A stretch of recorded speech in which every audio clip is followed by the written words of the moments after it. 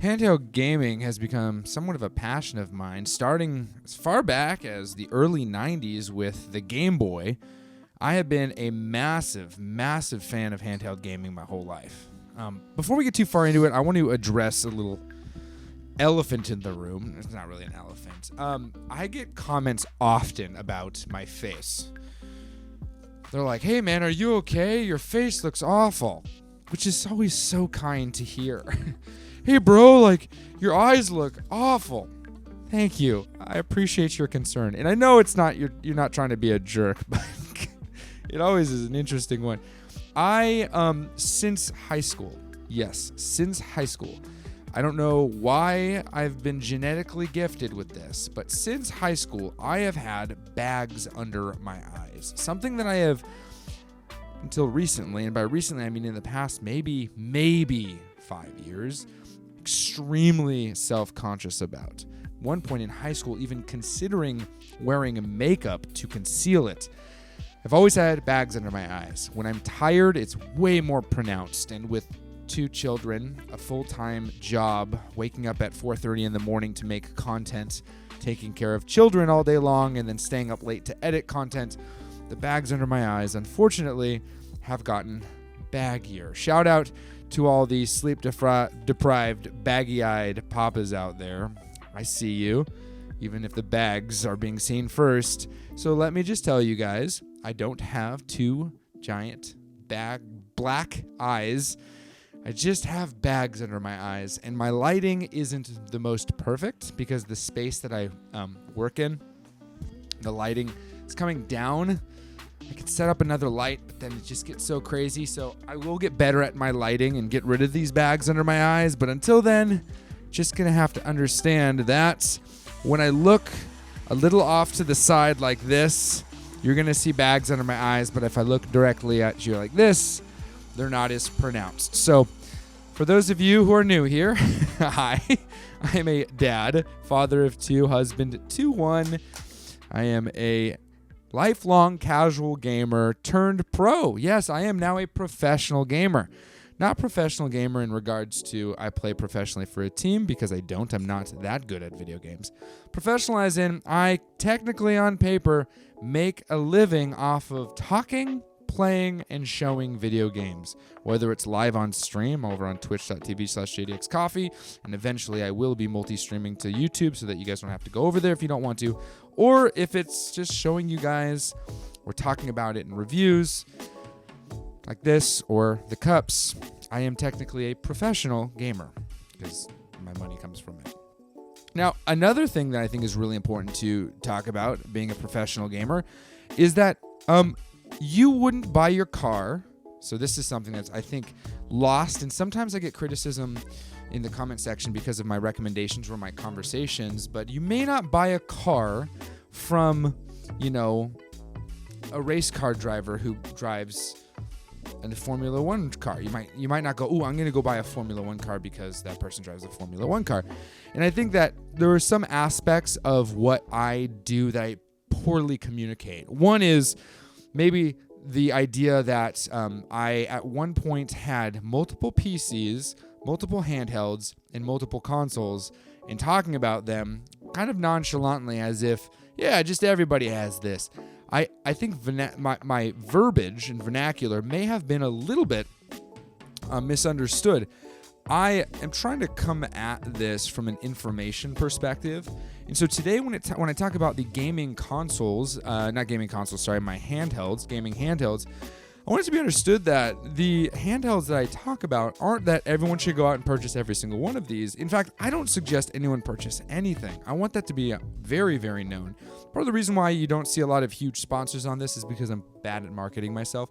But also, they usually ask for me to suggest a product. And the only products that I can rightfully suggest are ones that I believe in, one. But two, I have a hard time suggesting products that I wouldn't put money behind or haven't found value enough or, weren't compelling enough for me to buy outright.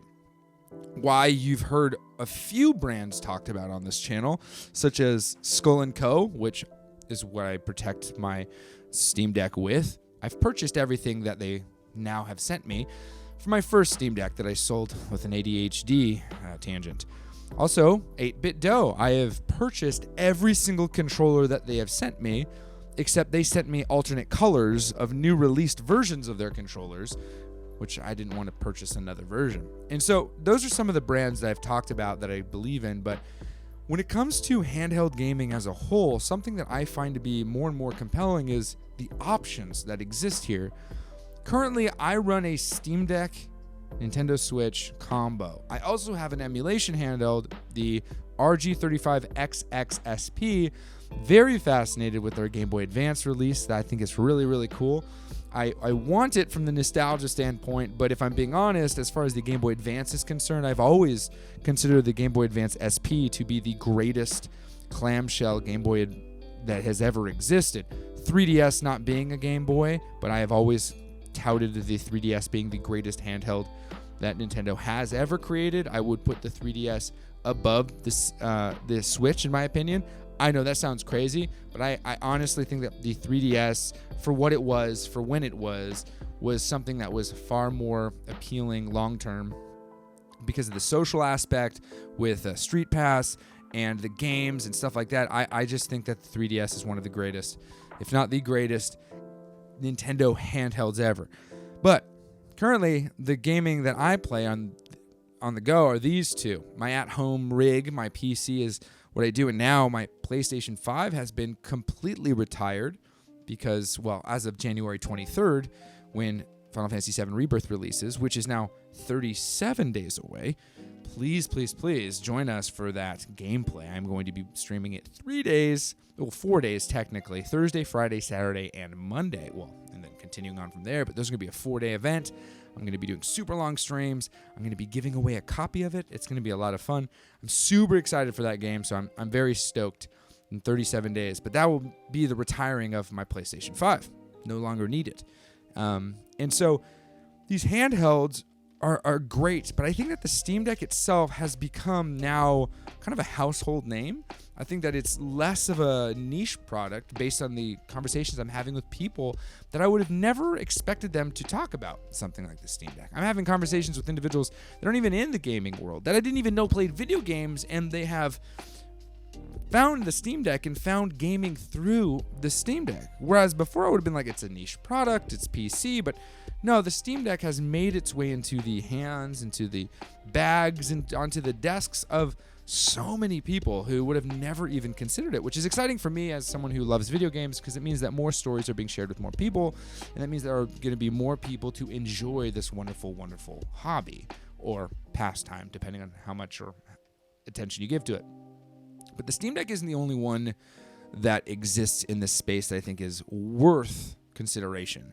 I think for me, there's only one other one that I would consider to be worth consideration right now in 2024 going into 2025, and that would most definitely be the Asus ROG Ally X, of which I have returned. I owned it for the maximum amount of time. I think it was 14 days before I had to return it to Best Buy, and the reason why I returned it to Best Buy was because that $700 was used to purchase an actual PC. It was before I purchased my PC, and so it would have been a much better decision for me, someone who had already owned the Steam Deck, to now purchase a PC, not to have just a Steam Deck and the Asus ROG Ally X. But here's the thing. If I was to do it all over again and I was only allowed to buy one, which one would I buy? And that, my friends, is a little bit different than what I would have done beforehand. I actually would have gone with the Asus ROG Ally X. I know that sounds crazy, but now using the PC and everything that's going on, I'm realizing that the games I play do require a little bit more. The Steam Deck does everything I want it to do. It is an incredible device, and I love the way that it allows me to game. I do find myself, though, playing less of the more demanding games, which I sit at my desk and play, and playing games like Balatro or older titles like Final Fantasy 6 or 7 original, right? Though it can run games like 7 Remake, and it's supposedly going to be able to play 7 Rebirth, and you can use all the different fancy dirty magic to play games, upscale, this, that, and the other. The Steam Deck, in my gaming, now the way I game, has started to become something that I really view as one of the most beautiful entries into this portable gaming lifestyle. I find myself wanting a little bit more performance, being okay with some of the nuances of Windows because I'm getting used to it, and just generally being okay with what it takes to get gaming going on something like that device. The biggest thing that I find myself actually running into, the biggest problem is, as someone who has now become a user of Xbox, or not Xbox, I always call it that, but PC Game Pass, that is something that I wish I had a little bit more access to on my Steam Deck. But I won't say that the Steam Deck is something that I would be willing to sell just to get an Asus ROG Ally X. Primarily because it would cost me an additional like $200 to do it. Oh, well, if I sold this now in its used state, there's no way I'd be able to get enough. And just the price point alone is actually a big deterrent. It doesn't come with a case. I do have cases because, again, Skull & Co. worked with me and they sent me cases for everything. So it's already fitted for that, but I would have had to purchase everything over again. The Steam Deck is the best, I think the best entry level into this portable PC handheld world. Like, it truly is. I think that for a lot of people who want to start to dabble with portable PCs, the Steam Deck is such a phenomenal option. I mean, even as entry level as the LCD option, like, you're not going to be overly disappointed with that. Now, again, if you're just entering into it, if you're someone who's already been here, you might find yourself to be a little bit hesitant. Now, the OLED display on this is just out of this world insane, and I wish that I had OLED over on the Asus ROG Ally X, but, I don't. So that is something that is really tough. Even though the display resolution is bigger, the refresh rate is greater, and the power is better, as well as the battery. I mean, on paper, it has all those boxes. Playing games like Dredge or Dave the Diver, these kind of titles on an OLED Steam Deck is just spectacular. And games, again, like Final Fantasy Crisis Core and stuff like this, just not really having the issues that I would be encountering with some of the bigger games, right? It is running it great.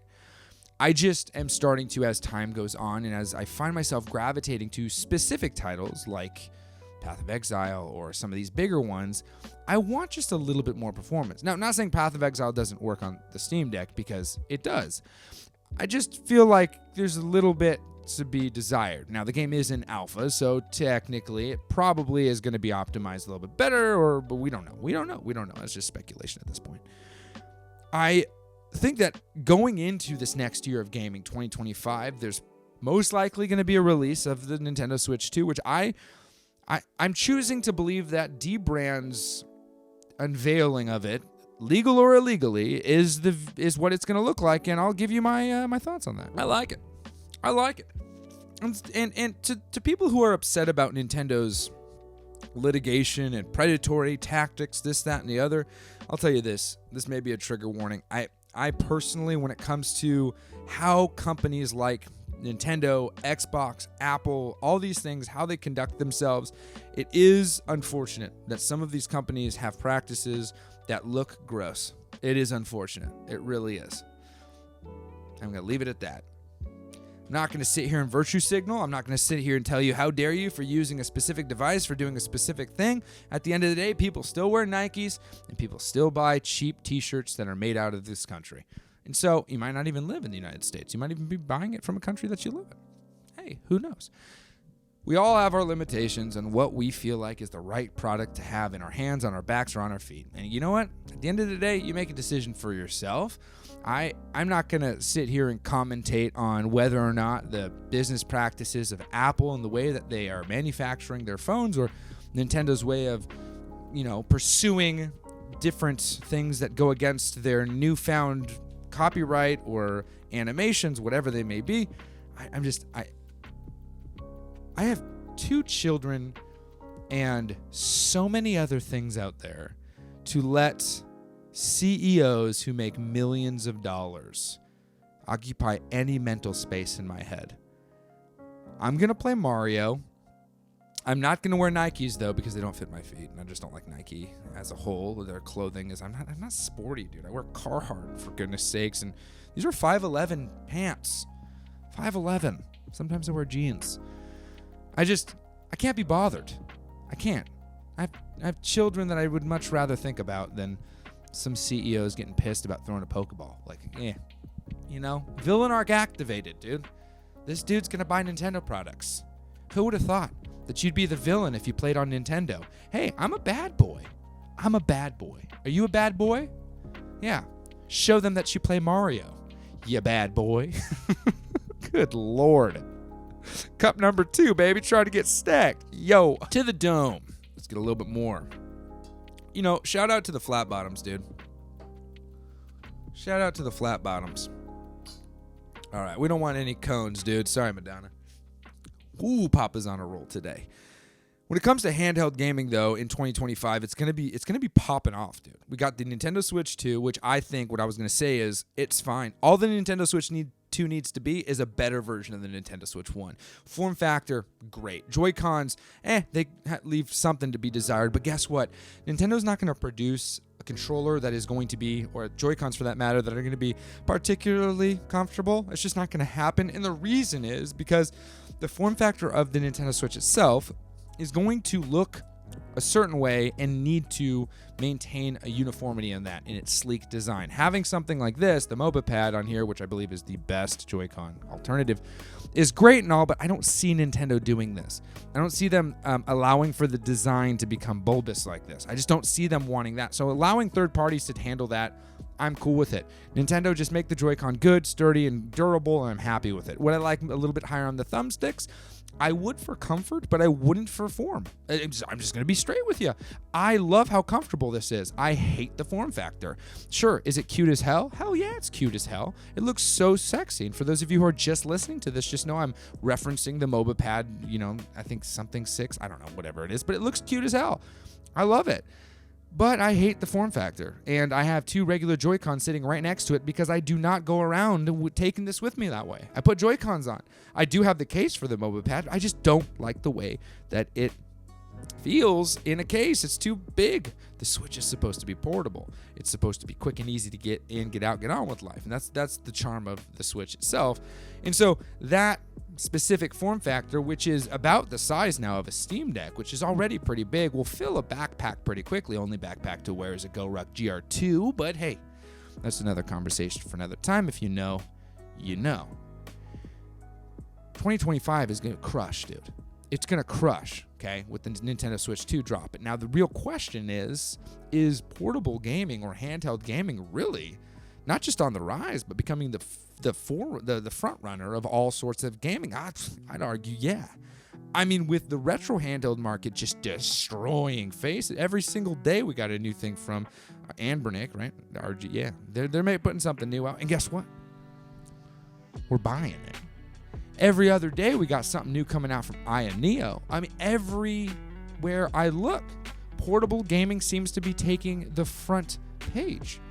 And so when it comes to portable gaming, I think that we're really entering into a new phase of gaming, this idea of portable gaming. And, well, let's face it, Nintendo's not going to give us the performance we necessarily want because they've never been about, well, let me rephrase that. They have no longer invested time in performance. Right? At one point, they were trying to be competitive. I think that ended with the GameCube.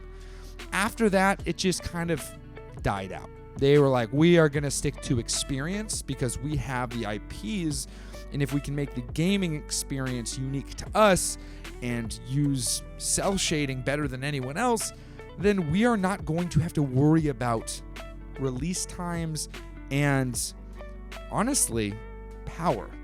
I mean, Breath of the Wild is still visually a masterpiece, and it will stay that. Well, I mean, for goodness sakes, look at Wind Waker. This is an incredible game. It's beautiful. And that game came out how many decades ago? Are we at 2 decades at this point? I mean, it's had an HD re-release, but I mean, the original still holds up, and we're still playing games that were something on the 3DS. So, I mean, the games, they held up. Can't say the same for some PlayStation titles. Not all, but some, right? When you're chasing performance of the time, you're going to feed that specific time's need. And after that ages, you're going to start to look at it and be like, well, let's hope nostalgia keeps, and the game was good enough to look past the way that the game played. Because at the time we were limited to whatever, 1 thumbstick, 2 thumbsticks, different buttons, this, that, and the other. And so Nintendo's not really cared so much about that. But we, as people who play video games, do like to have performance on our side. Games are still coming out that are coming out for Series X, PlayStation 5 Pros, and gaming rigs, PCs. And so when it comes to gaming as a whole, there are handheld devices that I think can deliver the actual experience we're looking for. And Nintendo has the charm and access to good third-party titles, but I'm going to be honest, I'd much rather play games like Octopath Traveler or Triangle Strategy on a Steam Deck than I would like to play on a Nintendo Switch. And I know there's people out there who are like, well, just emulate it. No, I'm not going to. I'm just not going to. And there are multiple reasons why. And the reason why has nothing to do with legality, has nothing to do with breaking the rules. It has everything to do with experience. Gaming is not just access to a story. Gaming is encapsulated by the sensory, the different senses attached to that gaming experience. Let me give you an example. You can play every single old school Nintendo game you want on your computer. You just emulate it. You can play the very first Mario game up until Mario Odyssey on your computer if you would like. But I, for one, would argue that the experience you have with playing Mario Odyssey on a Nintendo Switch, though it runs not poorly, but in comparison to a PC with resolution increase and texture packs, whatever you want to do, people mod it. I would argue that the actual form factor of the Switch lends to a more immersive experience with HD Rumble and the intended use with the toss of the Joy-Con. All this stuff, gimmicks, you love them or hate them, they would offer a more immersive experience. And this is why I am someone who finds myself gravitating towards different even controllers. I don't want to play Final Fantasy with a Xbox controller. I want to play it with a PlayStation controller because seeing square, triangle, X, and circle are far more immersive to me than seeing ABXY. I know that sounds crazy. Shout out to anyone who can feel that with me. Seriously, it's a real thing. I'm not joking with you. And what's even crazier is ABXY was the original because these games originally came out on a Super Nintendo. And so it's even crazier that I would be so hell-bent on this. Maybe it's just 7, 8, 9, 10, and so on. But when it comes to these titles, those make a difference. And so playing games like Breath of the Wild, even though I can play it at 4K with better frame rates and all that stuff on a Steam Deck, or even on a, not 4K on a Steam Deck, but on a PC modded, I still would much rather play it on a Nintendo Switch because there's a feeling there. Not to mention it was 2017. The game had come out. I had taken a week off of work. I was freshly married. My whole life was changing, and I was experiencing something so special and wonderful, which was Breath of the Wild at the time. It was just the most powerful experience, and I believe that 2025 is going to be that all over again. It's exciting. It's an exciting time to be a gamer. Were the gaming awards somewhat lackluster? Sure. Did it seem like the games that they're making are just trying to please an audience that doesn't even play video games? Absolutely. And did Sven make a 3-minute speech that was so powerful, basically saying, all of you developers who focus on the numbers, how much money, and different types of ideas that are just going to get you, some sort of +1 to an argument, you guys are doing it wrong. Devote your time and energy to the gamer. I believe 2025, we're going to see that. It may be coming out of the indies. It may be coming out of Nintendo's IPs. It may be coming out of PC handheld gaming. I don't know, but what I do know is this. If you're looking to get into gaming casually, not so casually, I would maybe bend an ear, take a moment to investigate, look into portable gaming. And if it comes to portable gaming, I think we have some really cool stuff already available with the Steam Deck as a really incredible entry level to portable gaming on the PC platform. But if you're willing to really, really push it and you have a few extra dollars to burn, the Ally X really, truly, I believe, is probably one of the best PC gaming handhelds out there. One I wish that I could justify purchasing again, because I know that if I was to purchase an Ally X, it would become my base, right? The Steam Deck would be retired until the second iteration. Until then, I am very happy with this. And I'll be honest, my Switch is sitting there out. It looks gorgeous and wonderful, and I want to use it, but I have not played a game on my Nintendo Switch in about 45 days. I have only been using Steam Deck and PC, and I can't believe it. I made it boot up DK Land 1, which is really exciting. The only other handheld I've been playing Nintendo games on is actually the Chromatic, to be honest. I've been using Mod Retro's Chromatic. I have a pink one. It's great. It's super cool. It's super fun. But that's just because I love Nintendo's Game Boy games. That's like where I completely got entranced in my handheld love was with Game Boy and Game Boy Advance. So there's that. If you're looking to get into something like this, ask me a question in the comments. Join the Discord where we can have conversations about it. If you're a dad, what's up, dude? If you got baggy eyes, hey, I see ya, kind of. And lastly, if you want to join other people and hang out on stream, right now, Twitch is where it's happening. Eventually, there will be multi-streaming happening here too. I don't know when that's going to be, but I'm going to do my best to bring it over here as fast or as good as possible. I just want to make sure the experience isn't like, hey, yeah, I guess you guys are there. You know what I mean? Sick. Cool. I'm going to finish this cup of coffee, edit this video, get it ready, and I'll see you guys in a stream. Make sure you're following over on Twitch, though, because my wife's schedule is changing, mine's changing, and I don't know if I'm going to be able to stay in the mornings. I might have to do middays, afternoons. So the best you can do is just follow over there and make sure the notifications are turned on so you know when I'm going live. I wish I could be super predictable, but I got 2 kids and a wife who is very gracious with sharing me with you guys when she's home. But fortunately enough, my life revolves around my children and my wife. And so, unfortunately, you guys are second fiddle. And so, consistency is tough. Okay. You guys are awesome. I don't love you because I don't know you, but I do like you guys. So, have a good one. And as always, play more and be kind. I almost screwed that one up. Not going to edit that out because I'm Le Human, baby. Chug-a-lug, chug-a-lug.